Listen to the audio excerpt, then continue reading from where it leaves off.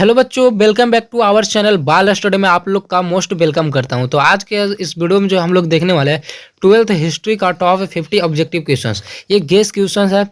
इससे जो है अगर आप 50 क्वेश्चंस अगर आप पूरा देख लेते हैं तो इससे जो है आपका बहुत सारे क्वेश्चंस जो है आपके बिहार बोर्ड में same to same Bihar board के एग्जाम में जो होगा ना 12th एनुअल एग्जाम, उसमें जो है आपको देखने के लिए एकदम सेम टू सेम मिलेगा। इसलिए जो है अगर इस वीडियो को क्लिक कर दें तो आप अंतिम तक देखिएगा, मज़ा आ जाएगा, ठीक ना।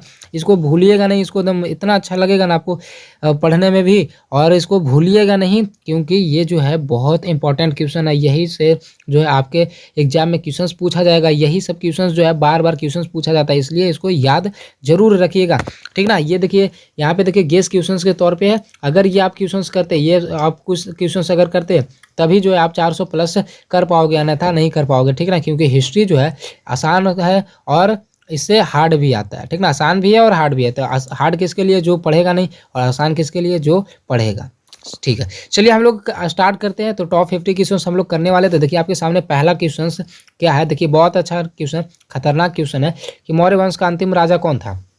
मौर्य वंश का अंतिम राजा कौन था। ए में अर्थशास्त्र है, बी में अशोक, सी में बिंदुसार और डी में बृहदारथ। तो एक चीज़ बता देते हैं, मौर्य वंश का जो संस्थापक था वो था चंद्रगुप्त। देखिए यहाँ से देखिए याद रखिएगा, सब कुछ इसका डिटेल हम निकाल देते हैं। क्या चंद्रगुप्त मौर्य है ना, चंद्रगुप्त मौर्य। याद रखिएगा कि मौर्य वंश का राजा कौन था, तो चंद्रगुप्त मौर्य था। अब देखिए ये जो है ये मेन हो गया, ये सबसे मेन हो गया क्योंकि यही जो है मौर्य वंश का स्थापना किया। अब इसके बाद जो है चंद्रगुप्त मौर्य का बेटा था, चंद्रगुप्त मौर्य का बेटा था बिंदुसार, और बिंदुसार का बेटा था अशोक, और अशोक का बेटा था बृहदारथ। उसके बाद ये मौर्य वंश खत्म। तो इसके बाद देखिए क्वेश्चंस देखिए क्या बोला कि मौर्य वंश का अंतिम राजा था। अंतिम राजा कौन था, अंतिम राजा देखिए ये था बृहदारथ। ऑप्शन क्या हो जाएगा, ऑप्शन इसका हो जाएगा डी, बृहदारथ। अब हम लोग चलते हैं अगला नंबर क्वेश्चन देखते हैं। अगला नंबर क्वेश्चन है, अगला दूसरा नंबर क्वेश्चन कि गुप्त काल में कौन चीनी यात्री भारत आया था।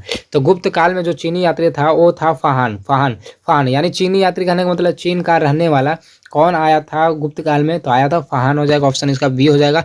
अब अगला चलते हैं हम लोग तीसरा नंबर क्वेश्चन। अब तीसरा क्वेश्चन देखिए क्या है कि 1857 ईस्वी के विद्रोह में शहीद होने वाला पहला व्यक्ति था, है ना। जब सबसे पहले जब युद्ध हुआ था अंग्रेजों के खिलाफ भारतीय से, है ना, आज़ादी के लिए 1857 में युद्ध हुआ था, है ना। तो सबसे पहले कोई मरा होगा, सॉरी मतलब मरा नहीं, शहीद हुआ होगा, है ना। सबसे पहले शहीद हुआ होगा, तो कौन शहीद हुआ था, तो देखिए इसका ऑप्शन हो जाएगा मंगल पांडे। क्या हो जाएगा, ऑप्शन बी हो जाएगा मंगल पांडे। यानी युद्ध जब अंग्रेजों के साथ हुआ था आज़ादी के लिए, भारत को आज़ाद करने के लिए, तो सबसे पहले हुआ था 1857 में। तो उस वक्त सबसे पहले शहीद कौन हुआ था, जो सबसे पहले शहीद हुए थे उस व्यक्ति का नाम है मंगल पांडे। ऑप्शन हो जाएगा इसका बी। अब अगला नंबर क्वेश्चन है, देखिए चौथा नंबर क्वेश्चन कि हड़प्पा सभ्यता किस युग की सभ्यता। तो देखिए ये जो है कांस्य युग की सभ्यता। याद रखिएगा ये सभी क्वेश्चन जो है बहुत बार पूछा जा चुका है। VVI क्वेश्चन 2022 में और 2018 में ये क्वेश्चन जो है पूछा जा चुका है, इसलिए इसको याद रखिएगा। अब अगला नंबर क्वेश्चन है, देखिए ये भी देखिए बहुत अच्छा नंबर क्वेश्चन है। ये तो और बहुत बार पूछा जा चुका है, ये 2007 में भी पूछा जा चुका है ये क्वेश्चन, इसलिए इसको याद रखिएगा। क्या देखिए क्वेश्चन बोला जा रहा है कि ये सिंधु घाटी निवासियों को किस धातु का ज्ञान नहीं था। किस धातु का ज्ञान नहीं था, तो देखिए सोना था, चांदी था, तांबा भी था, लेकिन उसके वो लोहा का ज्ञान नहीं था, इसलिए जो है बहुत पिछड़ा हुआ था, बहुत पिछड़ा हुआ था। क्योंकि अगर लोहा कुछ अगर आप किसी को मिल जाए तो सभी चीज़ समझिए उसको मिल जाता है। क्योंकि अगर आप कहीं पे बैठे होंगे ना तो देखिएगा, अगर आप खाट पे होंगे ना तो खाट जो है लोहा से बना होगा, या तो उसमें जो कील लगा हुआ होगा वो लोहा का होगा, है ना। जैसे पंखा है तो ऊपर लोहा का लगा हुआ, मतलब जो अधिकतर जो चीज़ है कि किससे बना हुआ था, लोहा से बना हुआ था। इसलिए वो सिंधु सभ्यता को वाले जो व्यक्ति जो थे उनको लोहा को ज्ञान नहीं था, इसलिए वो बहुत पीछे थे। लेकिन जैसे ही लोहा का ज्ञान हुआ, जैसे ही लोहा उनको प्राप्त हुआ, वो जो है बहुत जल्दी ग्रो करने लगे। चलिए अब अगला देखते हैं छठा नंबर क्वेश्चन की कालीबंगान स्थित है। तो देखिए बाबू कालीबंगान स्थित है राजस्थान में। राजस्थान में ये क्वेश्चन जो बहुत बार पूछा जाता है ये सभी, तो इसको याद रखिएगा। अब अगला देखिए सातवां नंबर क्वेश्चन की हड़प्पा किस नदी के किनारे बसा। तो हड़प्पा जो है रावी नदी के किनारे स्थित है। हड़प्पा जो है रावी नदी के किनारे स्थित है, ठीक ना। अब अगला देखिए आठवां नंबर क्वेश्चन की ईस्ट इंडिया कंपनी को बंगाल की दीवानी किसने प्रदान की। ईस्ट इंडिया कंपनी जो कि सबसे पहले भारत में आई थी, है ना, अंग्रेजों के द्वारा, और कहाँ आई थी, तो कलकत्ता में आई थी। तो याद रखिएगा ईस्ट इंडिया कंपनी को बंगाल की दीवानी, बंगाल देखिए कोलकाता, बंगाल की दीवानी किसने प्रदान की, तो इसको किया था। ऑप्शन क्या हो जाएगा, देखिए ए में सिराजू ददौला, बी में सुजाऊ ददौला, और सी में है शाह आलम द्वितीय, और डी में है मीरा कासिम। डी में क्या, मीरा कासिम। तो इसको देखिए किसने दीवानी कहा था, तो ये कहा था ऑप्शन हो जाएगा इसका सी हो जाएगा, क्या हो जाएगा, ऑप्शन हो जाएगा सी, शाह आलम द्वितीय, शाह आलम द्वितीय। अब अगला देखिए 9वां नंबर क्वेश्चन कि लोथल स्थित है, लोथल कहाँ है, तो लोथल देखिए गुजरात में स्थित है, याद रखिएगा, और कालीबंगान कहाँ है, तो राजस्थान में। अब अगला चलिए है 10वां नंबर क्वेश्चन। 10वां नंबर क्वेश्चन है कि राखालदास बनर्जी को मोहनजोदड़ो के अवशेष किस वर्ष मिले। राखालदास बनर्जी को मोहनजोदड़ो के अवशेष किस वर्ष मिले थे, तो ये मिले थे 1922 ईस्वी में, 1922 ईस्वी में। और हड़प्पा सभ्यता का, हड़प्पा सभ्यता का जो हड़प्पा सभ्यता का क्या उनका नाम था, हड़प्पा सभ्यता का खोज किया था, उनका नंबर मतलब याद है लेकिन थोड़ा सा भूल रहे हैं, ठीक ना। उनका नंबर देखिए, वो हड़प्पा सभ्यता का खोज 1921 में हुआ था, 1921 में हुआ था। उनका नाम याद है हमको लेकिन मुंह पे नहीं आ रहा है, ठीक ना। चलिए अब अगला देखिए है, अगला क्वेश्चन देखिए 11 नंबर क्वेश्चन कि मौर्य वंश का संस्थापक कौन है, तो मौर्य वंश देखिए शुरू में ही बताया ना, मौर्य वंश का संस्थापक कौन है, चंद्रगुप्त मौर्य, चंद्रगुप्त मौर्य। और चंद्रगुप्त मौर्य के बेटा कौन है, तो बिंदुसार, और बिंदुसार का बेटा कौन है, तो अशोक, और अशोक के बेटा कौन था, तो बृहद्रथ, बृहद्रथ। चलिए अब अगला देखिए 12वां नंबर क्वेश्चन कि मगध की प्राचीन राजधानी कहाँ थी। मगध की जो प्राचीन राजधानी थी क्या था, राजगिरी, राजगिरी हो जाएगा, ऑप्शन हो जाएगा सी, राजगिरी, राजगिरी, ठीक ना। अब अगला नंबर क्वेश्चन देखिए 13 नंबर क्वेश्चन, मगध साम्राज्य की स्थापना किसने की, तो मगध साम्राज्य की स्थापना बिंबिसार ने किया था, ऑप्शन हो जाएगा ए, ऑप्शन हो जाएगा ए। यहाँ पे 14 नंबर क्वेश्चन है चंद्रगुप्त मौर्य का शासन काल क्या था। चंद्रगुप्त मौर्य जो है ये कब से कब तक मतलब ये शासन किए थे, तो इसका जवाब देखिए ए में देखिए 544 से 412 ईस्वी पूर्व, बी सी यहाँ पे देखिए बी सी उल्टा हो गया, ठीक ना, ये उल्टा हो गया है। तो देखिए यहाँ पे बी में देखिए 491 से 459 ईस्वी पूर्व, और सी में है 344 से 323 ईस्वी पूर्व, और डी में है 323 से 298 ईस्वी पूर्व। तो इसका राइट जो आंसर है इसका हो जाएगा ऑप्शन डी हो जाएगा, 323 से 298 ईस्वी पूर्व तक जो है चंद्रगुप्त मौर्य शासन किए थे। अब अगला है देखिए 15 नंबर क्वेश्चन कि मौर्य साम्राज्य का प्रथम शासक कौन था। देखिए मौर्य साम्राज्य का प्रथम शासक कौन था जो स्थापना किया होगा मौर्य साम्राज्य का, था मौर्य साम्राज्य का स्थापना किसने किया था, चंद्रगुप्त मौर्य, ऑप्शन हो जाएगा इसका ए। अच्छा ए यहाँ पे दोनों है, यहाँ पे भी देखिए ए में है बिंदुसार और बी में है बी के जगह ए हो गया इसका भी बिंदुसार, तो ये वाला ए हो जाएगा चंद्रगुप्त मौर्य वाला, ठीक ना। यहाँ पे टाइपिंग थोड़ा सा मिस्टेक हो गया। अब अगला देखिए है कि सिंधु सभ्यता को किस श्रेणी के अंतर्गत रखा गया, सिंधु सभ्यता को किस श्रेणी के अंतर्गत रखा गया, तो ये रखा गया है आद्य ऐतिहासिक काल, आद्य ऐतिहासिक काल, ऑप्शन हो जाएगा बी। अब अगला नंबर क्वेश्चन है 17 नंबर क्वेश्चन की वेदों की संख्या, तो बाबू आप लोग को मालूम होगा वेदों की संख्या है 4, ऋग्वेद, यजुर्वेद, ऋग्वेद, अथर्ववेद, यजुर्वेद और सामवेद, है ना, 4 गो वेद है, ये सभी जो है ये बातें याद रखिएगा। अब अगला नंबर क्वेश्चन है 18 नंबर क्वेश्चन कि किस भारतीय शासक को नेपोलियन की संज्ञा दी गई है, किस भारतीय शासक को नेपोलियन की संज्ञा दी गई है, तो ये नेपोलियन किस से तुलना किसको किया गया, तो समुद्रगुप्त को किया गया, समुद्रगुप्त, ऑप्शन हो जाएगा इसका सी। अब अगला नंबर क्वेश्चन है 19 नंबर क्वेश्चन की 16 महाजनपदों में सबसे शक्तिशाली महाजनपद कौन था। तो देखिए आप लोग पढ़े होंगे तो मालूम होगा कि महाजनपद का मतलब होता है महाजनपद का मतलब होता है राज्य, महाजनपद का मतलब क्या होता है राज्य, और जनपद का मतलब होता है और जनपद, और जनपद का मतलब होता है जिला, जनपद का मतलब क्या होता है जिला। ये आप लोग पढ़े होंगे, अगर नहीं पढ़े हैं तो कोई बात नहीं, यहाँ पे समझिए कि महाजनपद का मतलब होता है राज्य और जनपद का मतलब होता है जिला। तो बोला जा रहा है कि 16 महाजनपद था पृथ्वी पे, ठीक ना, शुरू में, तो उसमें सबसे शक्तिशाली कौन था, तो सबसे शक्तिशाली जो था महाजनपद वो मगध था, क्या था, मगध हो जाएगा, ऑप्शन हो जाएगा ए। अब अगला देखिए 20 नंबर क्वेश्चन कि किस शिलालेख में अशोक के कलिंग विजय का उल्लेख है। अशोक जो है कलिंग पे विजय प्राप्त किया था, है ना, तो किस शिलालेख पे जो है ये लिखा हुआ उल्लेख है, ठीक ना, किस शिला पे ये उल्लेख है, तो इसका देखिए हो जाएगा ऑप्शन हो जाएगा डी हो जाएगा 13वां हो जाएगा 13वां, ठीक ना, 13वां शिलालेख पे। अब अगला देखिए 21 नंबर क्वेश्चन कि सिंधु घाटी सभ्यता में मिट्टी से बने हल के प्रतिरूप कहाँ मिले थे, तो मिट्टी से बने हल का प्रतिरूप जो है कहाँ से मिले थे, तो ये मिले थे हड़प्पा से, हड़प्पा से, यहाँ कहाँ से मिले थे, ऑप्शन हो जाएगा ए हो जाएगा हड़प्पा। अब अगला नंबर क्वेश्चन है देखिए 22 नंबर क्वेश्चन कि कनिष्क के राज्योरोहण तिथि है, कनिष्क के राज्योरोहण तिथि क्या है, कनिष्क के राज्योरोहण तिथि है 78 हो जाएगा, ऑप्शन बी हो जाएगा। अब अगला देखिए आपके सामने है 23 नंबर क्वेश्चन की धम्म महामात्रों को किसने नियुक्त किया था, धम्म महामात्रों को नियुक्त किया था अशोक ने जब कलिंग पे विजय प्राप्त किए थे इन्होंने, तो उसमें जो है 1 लाख सैनिक मारा गया था, 1 लाख सैनिक जो है क्या हुआ था, 1 लाख सैनिक जो है मारा गया था, और 1.5 लाख सैनिक को क्या किया गया था, बंदी बनाया गया था। तो वहाँ पे जब अशोक देखा कि 1 लाख सैनिक मारा गया, 1.5 लाख सैनिक को बंदी बनाया गया, तो इसका जो हृदय परिवर्तन हो गया, और फिर ये क्या करे धम्म का मतलब आवाहन कर लिए, मतलब धम्म को अपना लिए, और सभी जगह जो है जा के लोगों को मतलब समझाने लगे कि गलत काम नहीं करना चाहिए, ऐसा नहीं करना चाहिए, मतलब शिक्षा देने लगे सबको। जैसे बुद्ध भगवान कैसे करते थे उसी तरह से ये बन गए थे अशोक, ठीक ना। तो पहले पूरा खूंखार थे, बाद में जो है सॉफ्ट मुलायम हो गए। चलिए 24 नंबर क्वेश्चन देखिए क्या कि सिंधु घाटी सभ्यता में विशाल स्नानागार का अवशेष कहाँ से प्राप्त होता है। तो कहाँ से प्राप्त होता है, तो विशाल स्नानागार जो है कहाँ है, तो मोहनजोदड़ो में ऑप्शन हो जाएगा, इसका बी हो जाएगा। अब अगला है 25 नंबर क्वेश्चन की हड़प्पा सभ्यता का सबसे बड़ा नगर कौन था। हड़प्पा सभ्यता में सबसे बड़ा नगर जो था वो मोहनजोदड़ो था। क्या था, मोहनजोदड़ो हो जाएगा, ऑप्शन हो जाएगा ए। अब अगला नंबर क्वेश्चन है 26 है कि कुरुक्षेत्र का युद्ध किसने जीता। तो कुरुक्षेत्र कहने का मतलब महाभारत, कुरुक्षेत्र कहने का मतलब महाभारत। अब महाभारत के लेखक कौन है, तो आप लोग जानते होंगे महाभारत के लेखक है वेद व्यास। कौन है, वेद व्यास। महाभारत के लेखक कौन है, वेद व्यास। और रामायण के लेखक कौन है, तो वाल्मीकि। आप लोग ये सभी जानते होंगे। अच्छा, महाभारत जो हुआ था कितने दिन तक हुआ था, तो महाभारत जो हुआ था 18 दिन तक हुआ था। कितने दिन तक चलते रहा था, 18 दिन तक। अब यहाँ पे क्वेश्चन देखिए क्या बोल रहा है कि कुरुक्षेत्र का युद्ध किसने जीता। तो कुरुक्षेत्र यानी महाभारत जो है किसने जीता था, तो पांडव लोगों ने जीता था, पांडव लोगों ने, यानी अर्जुन जीता था। चलिए अब अगला है देखिए 27 नंबर क्वेश्चन कि दिल्ली किस नदी के किनारे बसा था। दिल्ली जो है यमुना नदी के किनारे बसा हुआ, दिल्ली जो है यमुना नदी के किनारे बसा हुआ है। अब अगला है 28 नंबर क्वेश्चन कि गंगा पुत्र किसे कहा जाता है। गंगा पुत्र जो है भीष्म को कहा जाता है। गंगा पुत्र किसे कहा जाता है, भीष्म को कहा जाता है, ऑप्शन हो जाएगा इसका सी। अब 29 नंबर क्वेश्चन देखते हैं कि गौतम बुद्ध की मृत्यु कब हुई थी। तो गौतम बुद्ध की मृत्यु कब हुई थी, इसका आप लोग जवाब दे सकते हैं। अगर नहीं मालूम है तो कोई दिक्कत नहीं, बता देते हैं कि 483 ईस्वी पूर्व गौतम बुद्ध की क्या हुई थी, मृत्यु हुई थी, 483 ईस्वी पूर्व।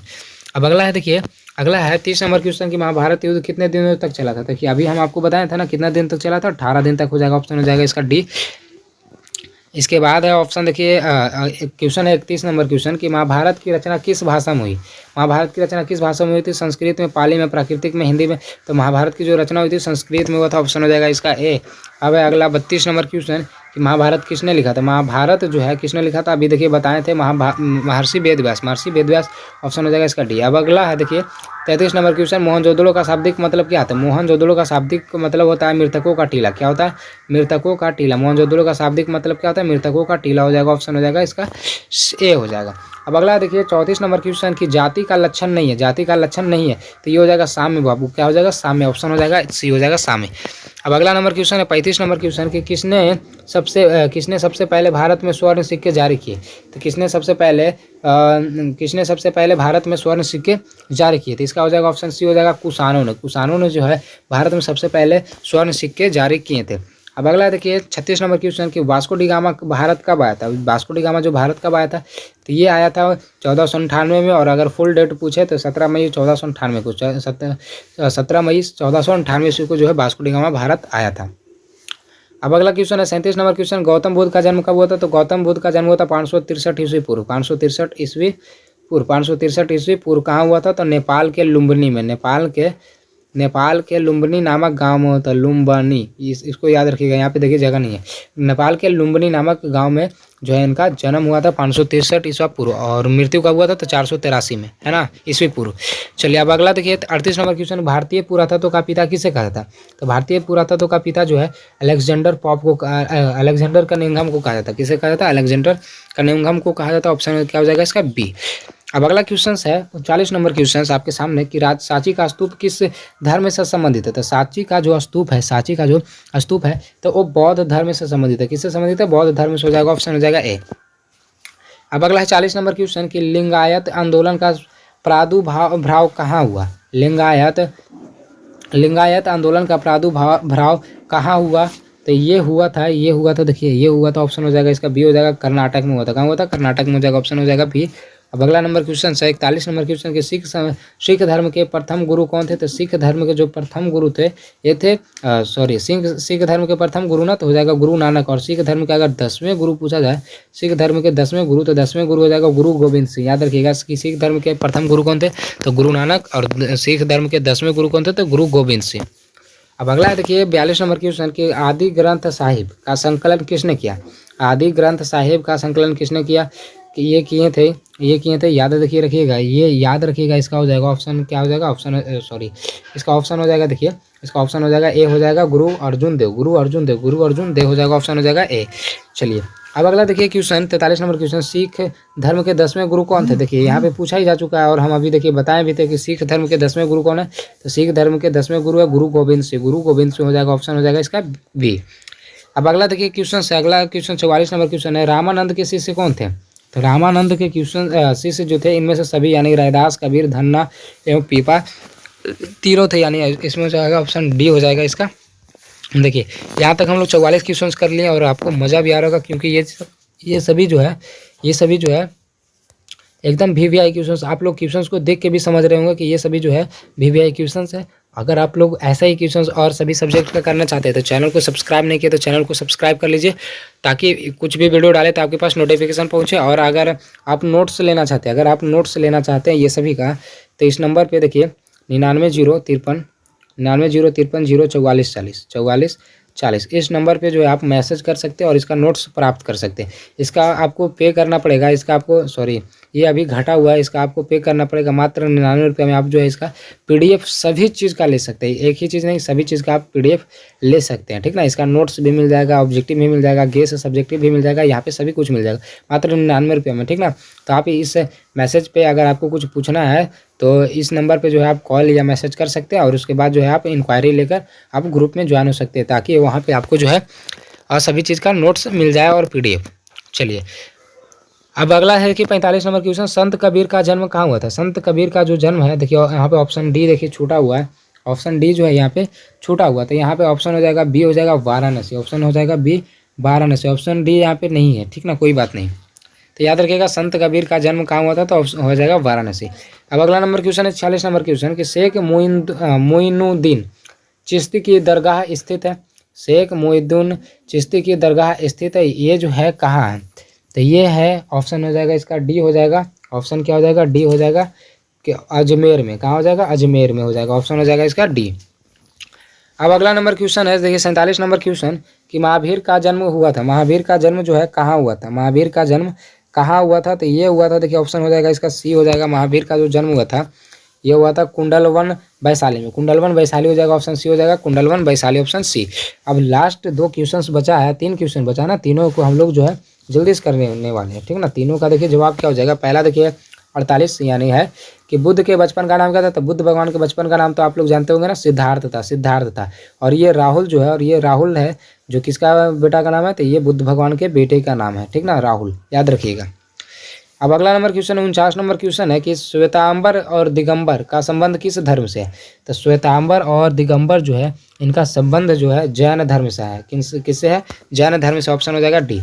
अब लास्ट नंबर क्वेश्चन से देखिए 50 नंबर क्वेश्चन कि ईस्ट इंडिया कंपनी की स्थापना कब हुई थी। तो ईस्ट इंडिया कंपनी की स्थापना हुई थी 1600 ईस्वी में। तो देखिए बाबू हम लोग जो है 50 क्वेश्चन कर लिया, 50 एकदम खतरनाक था। इसी तरह का अगर आप ऑल सब्जेक्ट का चाहते हैं, ठीक है ना, पीडीएफ लेना और गेस क्वेश्चन, तो आप जो है ले सकते हैं। बस आप इस नंबर पे 9903504440 इस नंबर पे जो आप मैसेज करके आप पूछ सकते हैं कि कैसे ग्रुप में ज्वाइन होना है। और आपको इसी नंबर पे जो फ़ोन पे, गूगल पे या पेटीएम कुछ भी कर सकते हैं। आप मात्र कितना 99 रुपये में आपको फिर ज्वाइन हो जाइएगा, तो फिर सभी चीज़ का आपको पीडीएफ और नोट्स दे दिया जाएगा, ठीक ना। फिर आप जो है आराम से पढ़ाई कर सकते हैं और एग्ज़ाम में अच्छे खासा नंबर आप ला सकते हैं, ठीक है। तो चलिए इतना तक अगर आप वीडियो देखें तो इसके लिए धन्यवाद। और वीडियो को लाइक नहीं किया तो वीडियो को लाइक कर दीजिएगा और साथ ही साथ दोस्तों के पास शेयर जरूर कीजिएगा। चलिए बाबू मिलते हैं ऐसे ही अगले वीडियो के साथ, तब तक के लिए जय हिंद, जय भारत।